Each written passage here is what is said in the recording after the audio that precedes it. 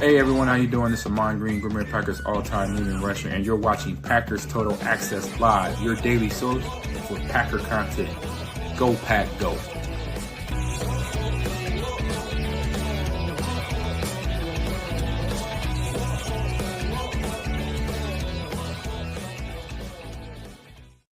What's up, guys? Welcome to Packers Total Access. My name is Clayton. You can check us out on packernet.com. Find me on Twitter at Packers_access. Hopefully everybody's having an awesome Sunday, July the 20th here. Just wanted to put out a quick video and kind of talk a little Elgton Jenkins as we are quickly approaching camp. So that's what we're going to be hitting on today, talking about the actual contract demand that we have kind of ciphered through the information and come to more or less an answer of, okay, here's what the contract dispute's actually about. We'll talk about how I feel like Elgton's kind of met him in the middle. Hopefully the Packers won't just completely give him the cold shoulder. And when he does return, because I think he will play for the Green Bay Packers this year, there won't be any animosity towards the organization. That's one thing that's got me worried as a Packer fan. However, before we dive into it, I need y'all to do that YouTube stuff for us. Hit like, hit subscribe. If you're new here, welcome into PTA. We're not experts. We're not insiders. What we are fans just like you. We're here to talk about the Packers. We do it 365 days a year, go live daily.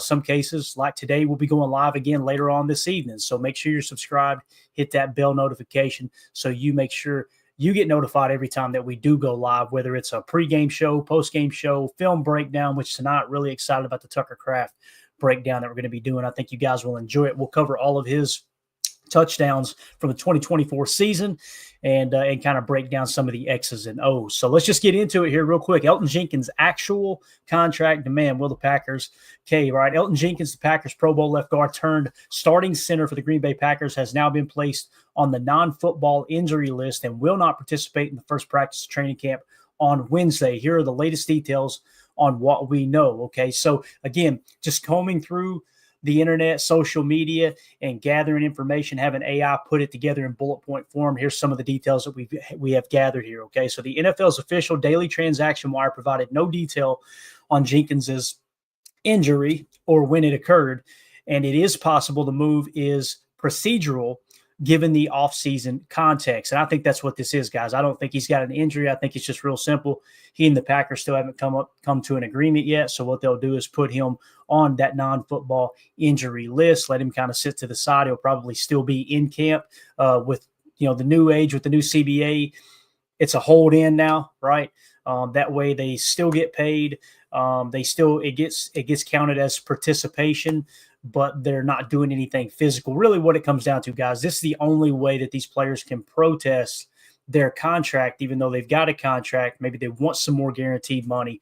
This is the way they can do it. If they hold out, they lose money. If they hold in, they're still getting paid. I know that sounds silly, but that's it in 2025 silly, right? Jenkins did not attend the team's voluntary phase 1-2 sessions or organized team activities or practices during the offseason, hoping for guaranteed money in his contract amid his position change. He reported to the mandatory 3-day minicamp, however, last month, but did not participate in on-field work, avoiding potential fines for not showing up. Okay, so what you've got is he missed pretty much everything in the offseason. I think he did miss out on the workout bonus, if I remember correctly, which I want to say it was $500,000. I could be wrong there. Maybe we'll get to it with the contract here in a second.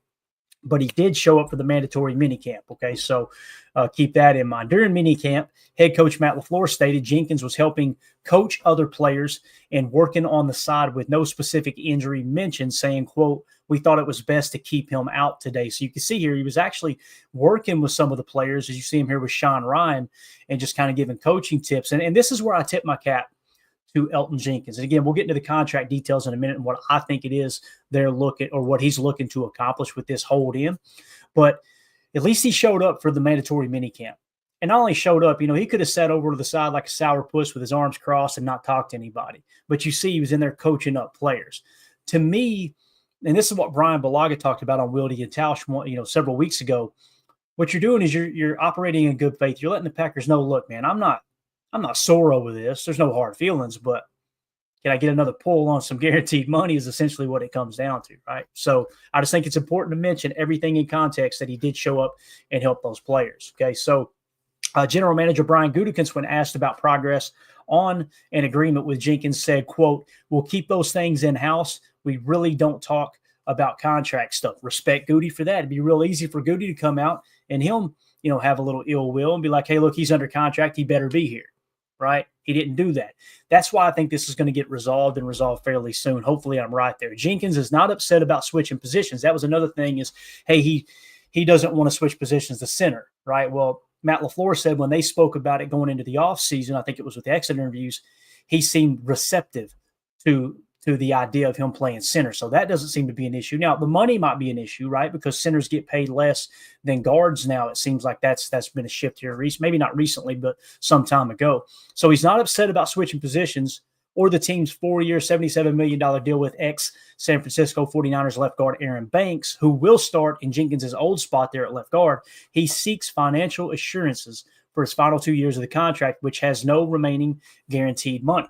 Jenkins, set to turn 30 on December 26, has a base salary of $11.7 million this year and $18.5 million in 2026. He was selected to the Pro Bowl in 2020 and 2022. So you got a 2-time Pro Bowl guard here. Now, when you look at the details of the contract, hopefully you guys can see this okay. I've got it zoomed in about as far as I can.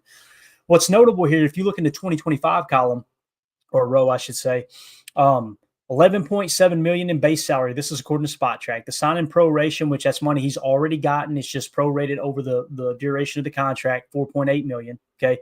Roster GM bonus of $600,000. Workout bonus of $500,000. So we were correct on that workout bonus at $500,000. Now, cap hit $17.6 million this year. He's basically accounting for 6.3% of the Packers salary cap this year.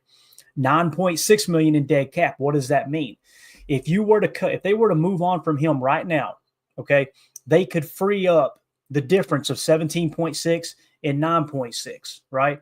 Which would be, what would that be? 8 million. Am I thinking right there? I think my math's correctly. So let's say it's just 8 million they could free up right now. Okay. So he's not concerned about being cut this year, right? What he's concerned about is this my last year in Green Bay? And if that's the case, let's put ourselves in Elgton Jenkins' shoes for just a second. Let's say Green Bay's plan, their diabolical plan. All right, and I say that with sarcasm. Please understand that. Let's say their plan is, let's let him play center this year, give Jacob Monk another year to kind of get acclimated to the NFL, and then next year we move on. Or who knows, maybe Zach Tom could step in and be the center of the future. We really don't know right now, right? But let's say they let him play this year, and then they cut bait next year, okay? If they were to do that, one, him switching to center, guess what's going to happen when he hits the market? He's going to hit the market as a 31-year-old guard, right? He's going to hit the market as a 31-year-old center who make less money than guards now. Now, he can come back and his negotiating point could be, look, man, they moved me to center for 1 year. I played guard my entire career. That's where I want to be. That's the money I deserve. You can do that. How many GMs are going to listen to that, though, to a 31-year-old player who honestly – has played his best football some time ago? The last 2 years haven't been bad. He's not been a bad offensive lineman. But to me, you haven't seen him at his peak. That was like 3 years ago, and we'll get to the PFF grades in a second. So, again, he's looking at it like, okay, as soon as I turn 30, they use me up. They downgrade my value by putting me to center. And you guys know I think center is more important than guard. That's just me personally. I think I'm in the minority by saying that, but that's how I feel about it. So if they kick him to center, you lower the overall value of his next contract. You cut bait with him, and now he's 31 years old trying to hit the open market and convincing people, look, I'm going to play. I can still play guard, where the Packers may have seen him, or other teams are going to use that as a negotiating tool, right? And they're going to be like, no, you're a center. You're going to get paid less. So you can understand where he's coming from. Now, from Green Bay's perspective, you're saying, well, he's under contract till 2026, Clayton. Why would they cut bait? Look at the number here on the bottom. $24.8 million cap hit. Look at the dead cap, guys. $4.8 million. What that means is if they cut bait after this year, they're going to absorb a $4.8 million dead cap penalty, but they're going to free up another $20 million in cap space. That's why it makes sense for the Packers to not restructure this contract or not give any more guaranteed money. So what Elton's looking at is going, hey, look, I'm not asking for a new extension, although he would love to have one, I'm sure. He's simply saying, how about guaranteeing some of this money, this $18.5 million base salary for next year? How about guaranteeing, say, half of that? And I'm just kind of theoretically speaking. Guaranteeing half of that salary would all but insure him, because it would raise the dead cap hit up, would ensure that he's going to be on the roster next year. And he's got another small bite at the apple, knowing that his next contract, guys, it's going to be slim pickings on the open market for Elgton Jenkins at 31 years old to go out there and try to get a significant new contract. So hopefully that makes sense. That's where both parties are kind of coming from, right? The Packers are looking at it like, hey, look, this is why we structure our contracts this way. That way on down the stretch, when we say when a player gets a 4-year deal, it's really a 3-year deal. When they get a 3-year deal, it's really a 2-year deal. You're actually seeing Goody. If you look at the Aaron Banks contract and you look at the Nate Hobbs contract, hell, even the Josh Jacobs contract from last year, to be honest with you, it's now going from a 4 to a 3 to more to a 4 to a 2. And what that means is you get the guaranteed money out of the way. And if it doesn't work out after 2 years, you can move on with minimal dead cap penalty. So that's kind of what we're seeing here. Now, if you're worried about the salary cap, as we've talked about, the Packers, I think next year going into 2026, they're 5th in salary cap space. And they're going to have players they're going to want to re-sign. We got to get Zach Tom under contract. We got to make a decision on Rasheed Walker. I think they'll personally move on from him. You got to make a decision on Quay Walker if you want to keep him. You got a decision coming up this next offseason, or actually could be this offseason. I think when he comes back and proves he's healthy, Christian Watson, are you going to re-sign him? You got all these players that are going to be up for a contract, and this is the way the Packers operate. When players get to the point that Elgton Jenkins is at right now, you're looking to move on from them 1 year sooner rather than 1 year later. Now, another thing they could do here to help themselves with cap space, if they want him on the roster next year at 31 years old, is you could convert a part of that $18.5 million base salary. Let's say you go to Elgton and say, all right, man, we'll meet you in the middle. You want more guaranteed money? We'll do that. How about we guarantee you of that $18.5 million? How about we guarantee you $5 million of it? We'll cut you a check right now, signing bonus, right?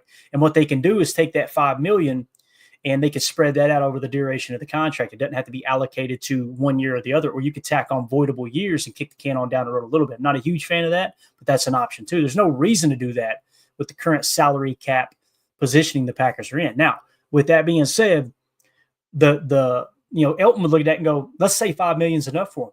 Heck yeah, let's do it. The Packers could say, okay, we'll guarantee $5 million of that $18.5 million base salary for you next year, but let's shave $3 million off the overall contract. Meaning, let's take that $18.5 million, right? Let's take it down to $15.5 million. We'll guarantee $15 million of it, and now they've just shaved $3 million off of the cap hit. That's what you call cash over cap. You're trading in exchange cash signing bonus, right, in return for cap space. That's essentially what you're doing. The voidable years, that's a whole nother level to it, right? That's more or less of teams that are in cap trouble right now. They can free up space, tack on 2 or 3 voidable years, and then spread that extra $5 million out over the span of those years, if that makes sense. So that's kind of where we're at when we're looking at the Elgton Jenkins situation. I think it's going to get done, and the reason being, Elgton Jenkins showed up for mandatory minicamp. He was out there helping coach up the players. LaFleur seen it. He's, all but said thanks, right? Was bragging on Elgton for doing that. I think Coach Steno, OC Steno, same thing, was bragging on Elgton for being there. Now you go to Brian Gutekunst's side. What's Brian Gutekunst doing? He's saying we don't talk about this stuff in public. So he's not raking him over the coals. There's no ill will there. Elgton showed up to the mandatory minicamp. If he was truly upset and wanted to be traded, he could have just said, I'm not showing up to anything. I would be willing to retire, right? So I don't think that's the case. I think they're going to get it worked out. Let's move along here, though. LaFleur expressed optimism after speaking with Jenkins during minicamp, saying, quote, since he's been back here, the communication's been great between him and I.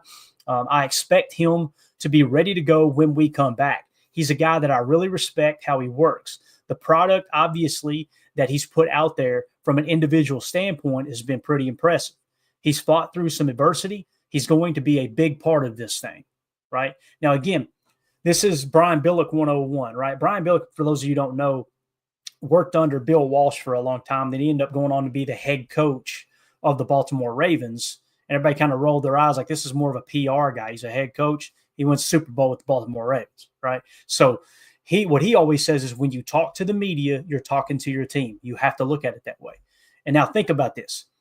If Matt LaFleur is talking to the media, he's talking to his team. If he sees it the same way Billick does, and I think he does, this is what he just told the team. Hey, guys, since he's been back here, the communications have been great between him and I. We're lockstep. I expect him to be ready to go when he comes back. He's going to be with us in the trenches, right? We're ready to go. He's a guy that I really respect. Therefore, the team should respect him, is what he's saying essentially. The product, obviously, that he's put out there from an individual standpoint has been pretty impressive. So he's saying, hey, listen, this guy has more pelts on the wall than any other offensive lineman in our group, right? Also highlighting the adversity he's fought through. He's going to be a big part of this thing. He's letting the team know, hey, Elton's with us. We're good to go. And also, the reverse psychology, putting a little bit of pressure on Elton too. You hear that as a player and you go, maybe I just need to get my butt into camp. Maybe I need to get out there and do what I do, right? So just another way of looking at it and take that into consideration. Jenkins, one of 8 players designated as not yet ready to practice due to injuries, including 5 on the active, physically unable to perform list. Wide receiver Christian Watson, who's recovering from the torn ACL. Linebacker Quay Walker with the ankle injury seen on a one-legged scooter at minicamp. And rookies edge rusher Colin Oliver, cornerback Micah Robinson, and offensive lineman John Williams. Now, some people seen that yesterday, Packer fans did, and they freaked the heck out, right? Well, look at what just happened to Detroit. They just lost one of their best remaining interior defensive linemen to an ACL. He's done for the year.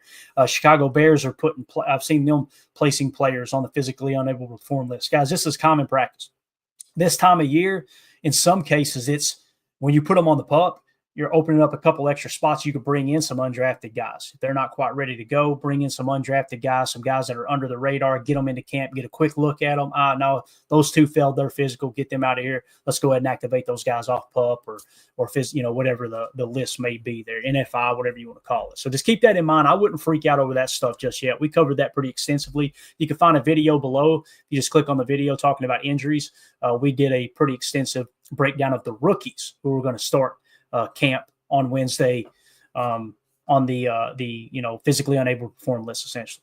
Undrafted rookie free agent running back Amar Johnson, international pathway player program kicker Alex Hill, who spent much of last season on the practice squad, will start camp on the non-football injury list with Jenkins. The roster includes only 2 players over 30. 33-year-old kicker Brandon McManus and 30-year-old long snapper Matt Orzik, highlighting the Packers' tendency to move on from older players under Goody. This is where I have an issue, because it's one thing if a player is, 33, 35 years old, right? But we can't keep marching the youngest team in the league out there and expect to get a different result. You can't keep doing that and expect to win a Super Bowl. It's so rare the youngest team in the league wins Super Bowl. I mean, we could probably count on one hand the times that's happened. Maybe it may have just happened once or twice. I can't think of one right off the bat. And it depends on which metrics you use and which websites you look at to determine, because there's been conflicting reports on what the actual age of these teams were back then, depending on if you include the players that were signed later in the year, just the ones you broke camp with. We won't get into the weeds there with that. But the point is, you need a little bit more veteran presence on this team, in my opinion. That's why I like the McCole Hardman signing. Now, hindsight, looking back on it, and then you go and you draft 2 receivers as well. You cover the bases. You built the basement up a little bit for your receiving room in case the draft didn't fall the way you wanted it to. But also, McCole Hardman, guys, Super Bowl experience, caught the game-winning touchdown in the Super Bowl, right? He's graded out pretty consistently in the upper 60s pretty much his entire career, whether, it was with Kansas City or wherever he's played football at. So there's a veteran. Nate Hobbs, a little bit of veteran presence, but those guys 26, 27 years old. As we mentioned here, there's only 2 players over 30, and one of them is a long snapper, right? The other one is Brandon McManus, the kicker, which you got to love that, right? So don't be afraid to bring Elton back on just because he's 30 years old. Now, you don't want to get crazy with the contract. I really don't have any interest in keeping him past 31. I don't think the team does either, unless he just shows he can play center for the next 3 to 5 years, because it's a little bit easier position to play physically than maybe guards. So when you look at how he's played over the last season, his PFF grades, you can see this wasn't the best version of Elgton Jenkins, although down the stretch, pretty solid. If we just go by week here, PFF grades, we'll go real quick. 78, 75, starting good, right? 52, 55, 56, 52, 59, 53, 56, 48. Guys, you're talking about a span between week 3 to week 11 where he didn't crack the 60 mark.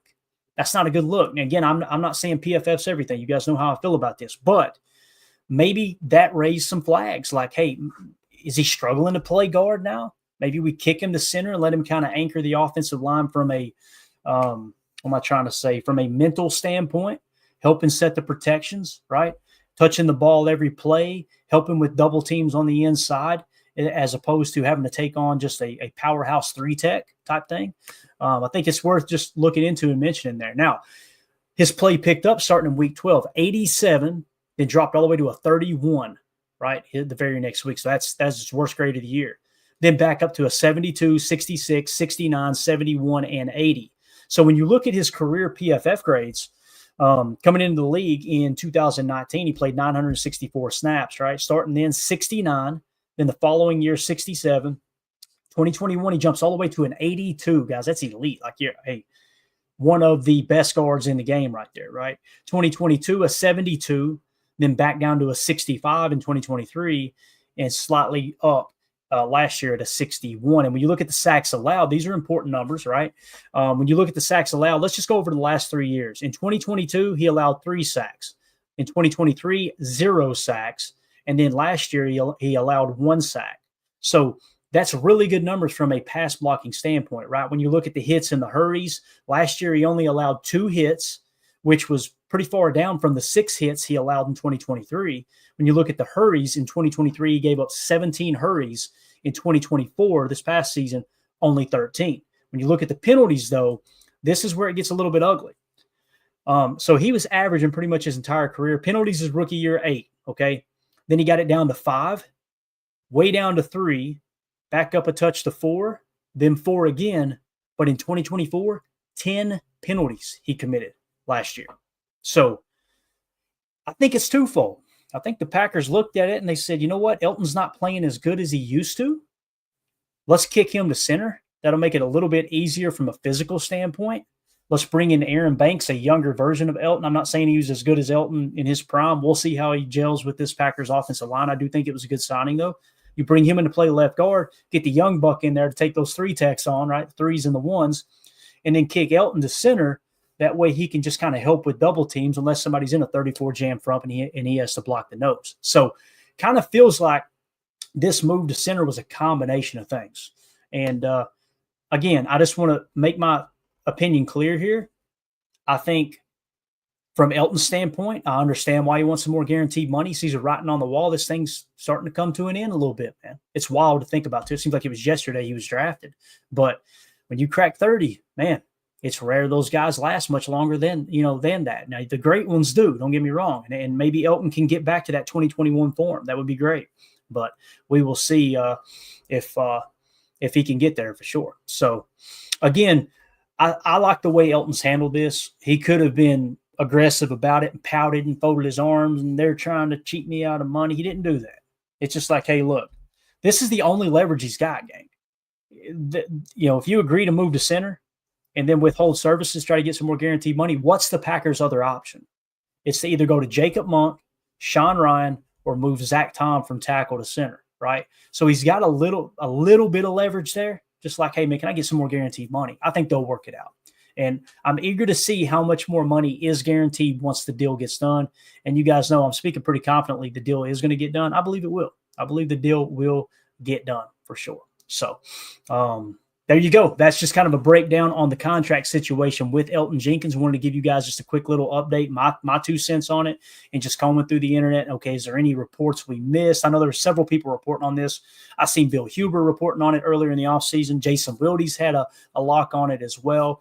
I know Paul Brettles talked about it, a friend of the show here. So make sure you go check out all of their writings and all that. I'm sure that the majority of this information got compiled from all the articles that were written this offseason. So I think we'll be fine. I think Elton will get into camp sooner rather than later. Might just take a few days. I wouldn't be surprised if he misses the first week. And listen, if there's anybody who can afford to miss a little bit of camp time, it's Elgton Jenkins, right? He's not going to be missing anything here. As long as he's in football shape, his mind is sharp enough. He knows this offense inside and out. There's no 2 ways about that.